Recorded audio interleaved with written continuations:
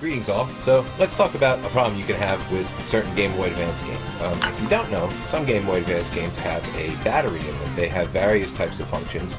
In a game like Pokemon, what this battery specifically does is helps the events that are based on an actual real-time clock that happens in the game. So obviously if you take the game out of the console and if you power it off, it cuts off the battery. So let's look at an issue that can happen when the battery dies.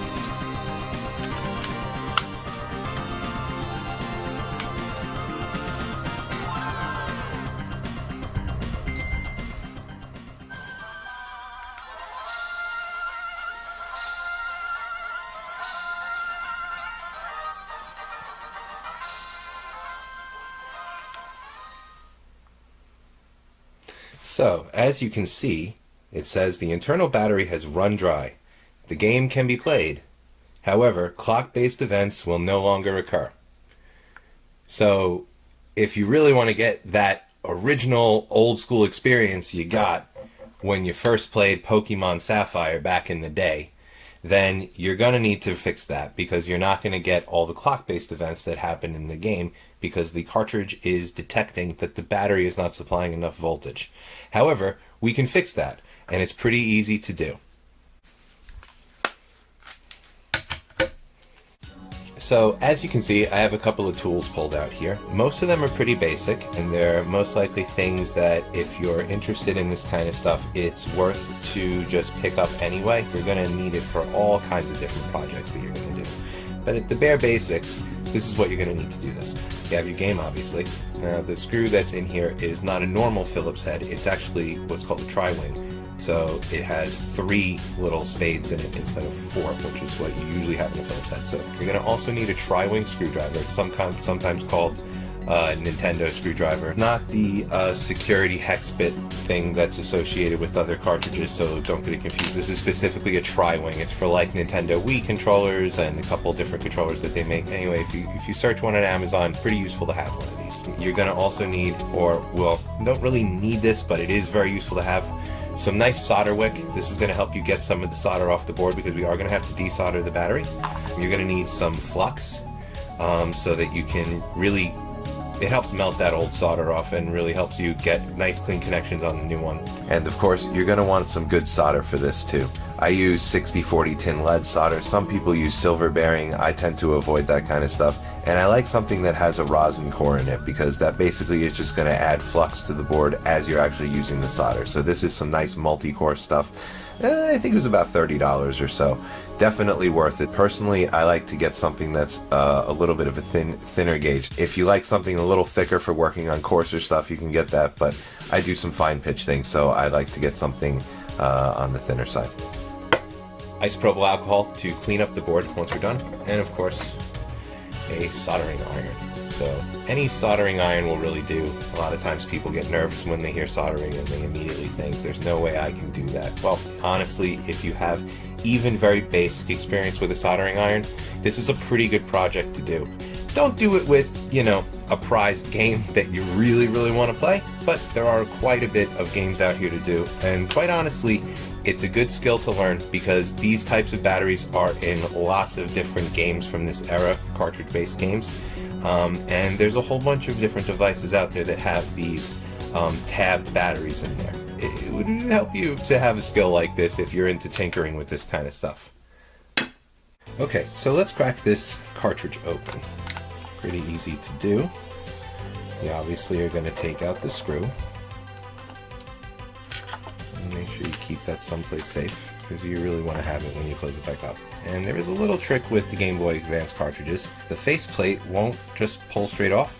It actually slides just like this. See? Faceplate just slides down a little. I'll show you from the front too so you can see. Yeah, it slides down like that. And then it just lifts right up from the bottom. And that's it. Super easy. Pops right open. And when you put it back in, it's obviously the same thing in reverse. It drops in, you slide it back up, and then pop the screw in there. Just, you know, be aware of that because if you just yank it open, it can break. So let's go ahead and lift the board out of the back of the cartridge. We don't want to do any soldering work in there because we could potentially heat this up and melt it. So let's pop that aside and we'll just talk a little bit about what's going on over here. this is an authentic cartridge. If you have a bootleg Pokemon cartridge, which is actually quite common, it's going to possibly have a different layout than this. Things may be close to this depending on the quality of it. And of course there are some other games that have slightly different layout. But basically, if you're dealing with an authentic cartridge, this is what you're going to see. This is a CR1616 tabbed battery. That's what we're going to need to grab a replacement for. If you start looking around online, you'll see CR1616s, but this is a tabbed one, and that's important because it has a little tab here and a little tab here. That's actually what's soldered down to these surface mount pads on the board. That's what we're going to desolder from the board here as well. So I like to start by cleaning out the pads a little bit, or the solder joints that are there, with some alcohol. That's always going to help out, because this is most likely has some oxidization on the top of it. There are some things going on around here. There's some surface mount resistors. There are some pins here from an IC that's below it. So we do want to make sure that we're conscious of that when we're getting in there with the solder width, which is the next step. Pull out a little solder braid. And you just want to make sure that you have a clean end there and you don't have any solder from the previous job on the end. I do like to hit it with a little bit of Flux. I use no clean Flux. You can actually use regular Flux if you like. This is just a little bit more convenient as far as I'm concerned. So I'm going to go ahead and just wipe off the tip of my iron here.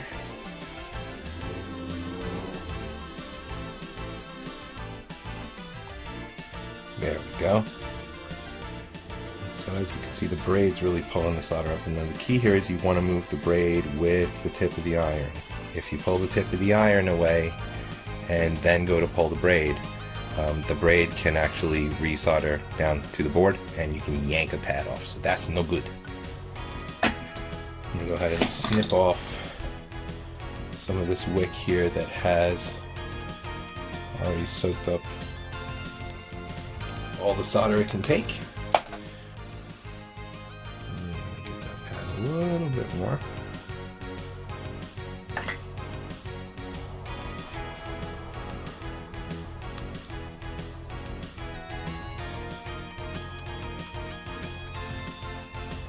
Okay, let's go for the other side.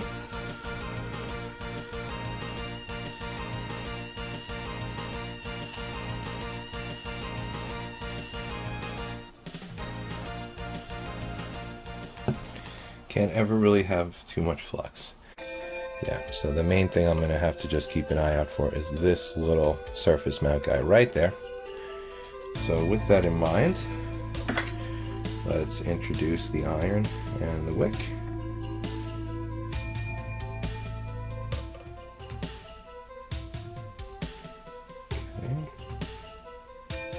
That's it.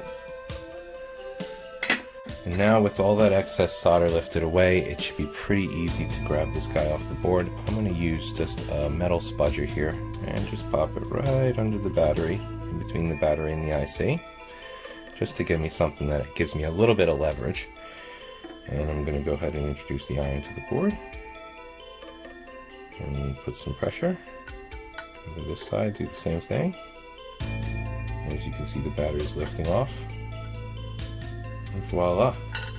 There's our old CR1616 tabbed battery. Now, there's going to be some solder still left on those pads, so let's introduce some flux and get in there with our braid and our iron and just clean up those pads real good.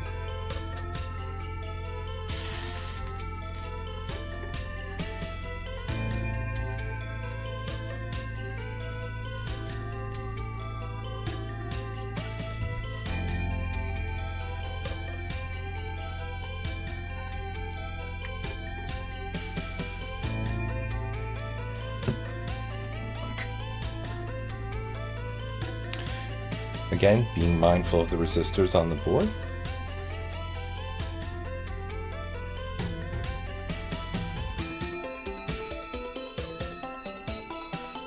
And the wick will really do the work for you.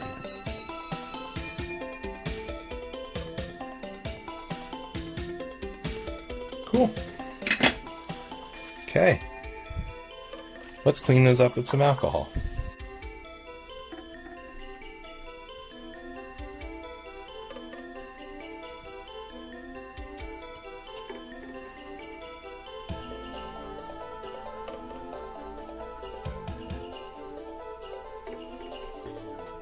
And you may have noticed there was some regular flux there. That was most likely there from the factory.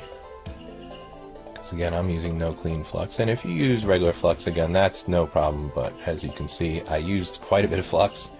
You really can never have enough flux. When in doubt, just go for it, baby.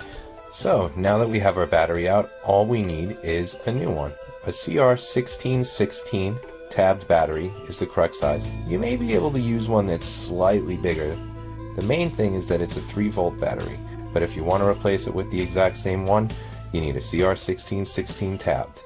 And just for posterity, I figure I'd pop the battery on the old meter, and oh yeah, boys. Ooh. Ooh. Yeah, she dead. She real dead. Probes are working too.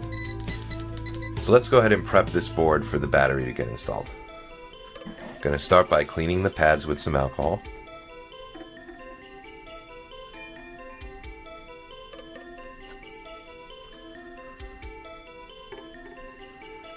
And we're gonna help that dry up a little bit. Now I'm going to introduce a little bit of no clean flux to the pads. I like to hit the tip of the iron with a little bit of fresh solder, just to help that heat conductivity to the board. And again, it's important to remember that you always need to heat the part when you're soldering. So I'm going to drop the soldering iron down to the pad. I'm going to introduce some solder to the pad.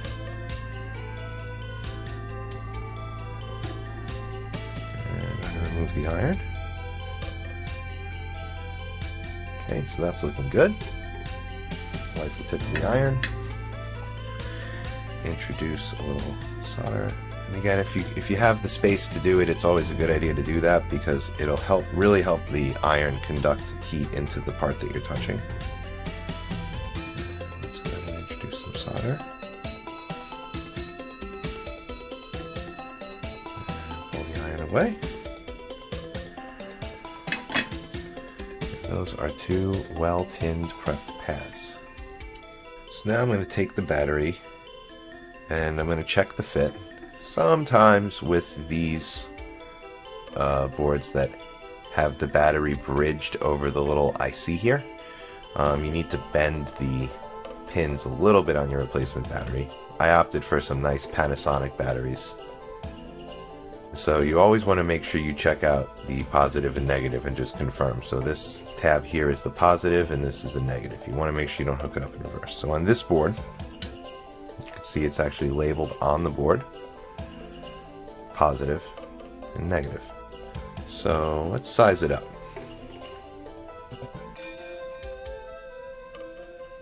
Okay. So now I can see that the negative pin, this side here, this is just about touching. So this is only going to have to bend just a little bit. The positive side, let's see, you can see that it is floating off the board a little bit there,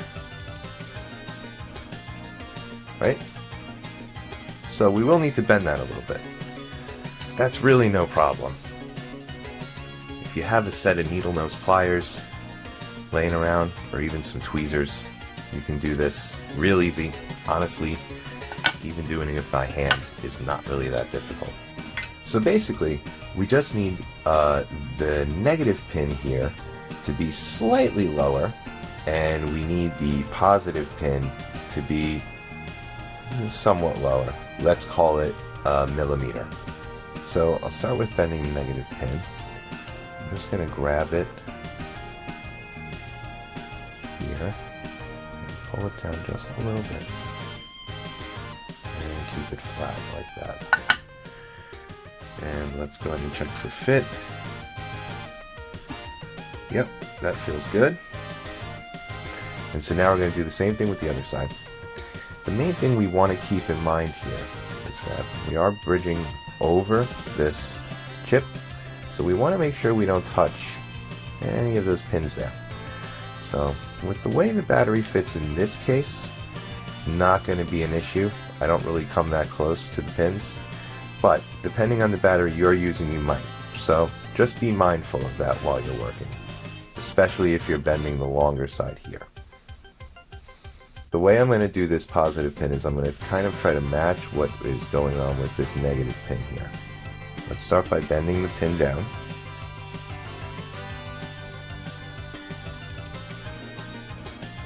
And now we're going to bend the little tab back that will actually solder down to the pad.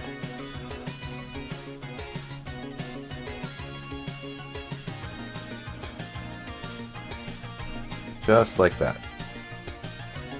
And let's go ahead and check for fit.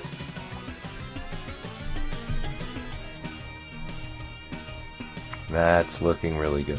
And so from there, it's just kind of a matter of doing a little wiggle with the pins and just playing around with it and bending things into place just a little bit so that they drop right on the pads the way you want them without touching anything else. So now we're ready to solder these down to the pads that we prepped. The first thing we want to do is just tack one side in place so that we can then get the other side positioned exactly the way we want it, and then we will flow both sides with the proper amount of solder so that everything is stuck down nice. I'm going to start by just, as usual, cleaning up with some alcohol, and we're going to wipe down those fresh pads that we just prepared. And I'm going to go ahead and tack the negative side, which is right here first. So I have checked the positive side to make sure it's generally where I want it. I'll have a little wiggle room later. And I am looking under the profile of the pin just to make sure that it's not touching any of the pins on this IC here. Start by introducing a little bit of flux.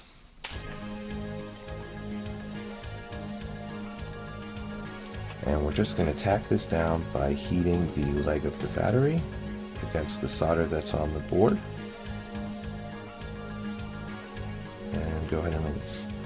And you'll see everything just pretty much wicks right around that leg. We put all that nice flux on there to help that happen.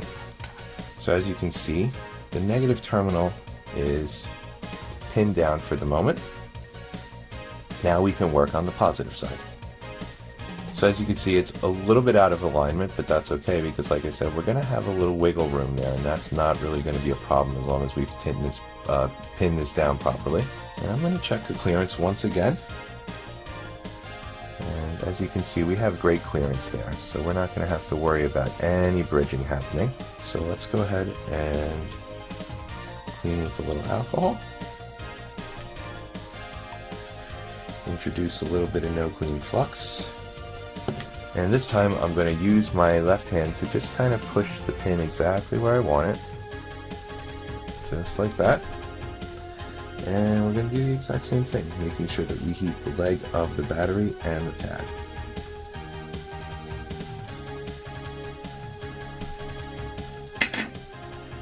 And there we go. Great.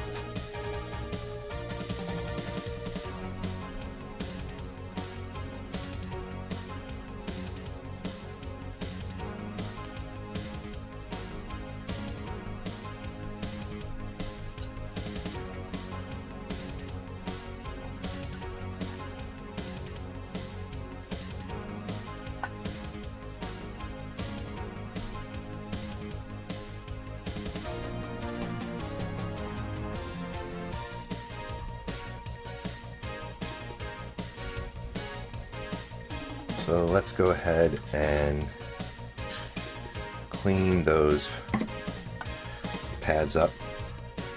Even though it's no clean flux, you still need to actually do a little bit of cleaning, somewhat of a lie. And if you're using regular rosin flux or rosin core solder like I'm using, you're going to have a little bit of leftover rosin there anyway. You want to get rid of that. And as you can see, we have some nice wetted solder joints there. They float around the pins and well onto the pad, nice and shiny.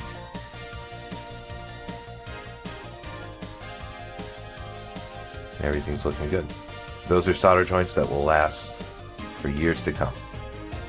So now we finally arrived at the best part. We get to put the board back into the shell and test it out. So let's go for it.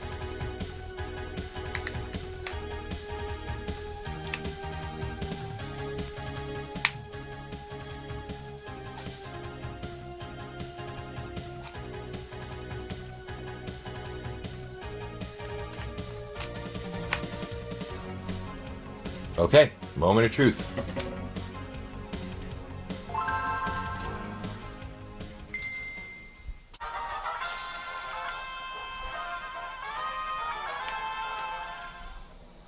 Hey, look at that. No more angry battery message.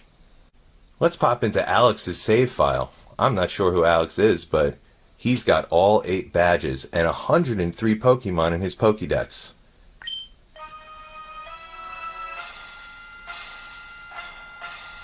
Oh boy.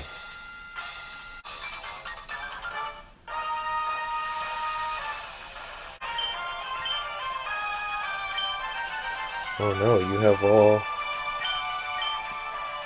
water Pokemon? Let's try Altaria.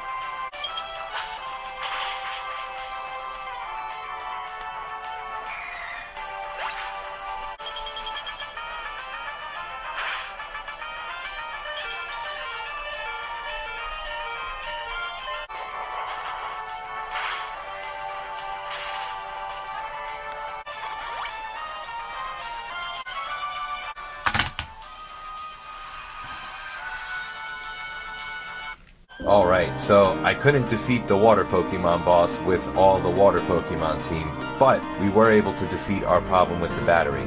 So as you can see, this really wasn't that difficult of a project to do. You know, if you have a soldering iron and you have the tools to do it, it's not super difficult. Definitely take your time with it. Make sure that, again, you don't bridge any of those pins and you don't accidentally knock any of those little surface mount connectors off the board. You can definitely do this too. What better way to take care of an old game than to fix it and make it work for another 20 years. So that's pretty much it for today. Thanks a lot, guys. I appreciate you watching the video. Please like, share, subscribe, and do all that good stuff. And as a little bonus, what I'm going to do is I'm actually going to be giving away this copy of Pokemon Sapphire. So there'll be details in the description on exactly how to enter the contest. That's just a little thank you for checking out the video. So thanks again, guys. Take care. Have a great day.